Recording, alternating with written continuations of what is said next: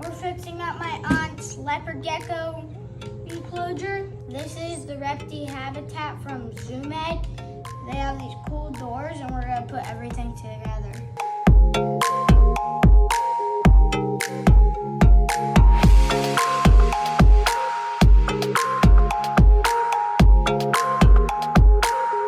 Now that we got the excavator clay and the decorations in, it's gonna dry for a few days. Hey, so it's been about 2 days. This is dry, and we're gonna pop the balloon and take the tube out.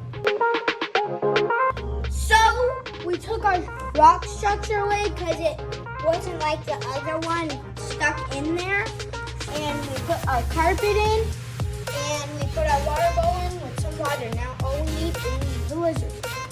This is my aunt's lizard named Matt.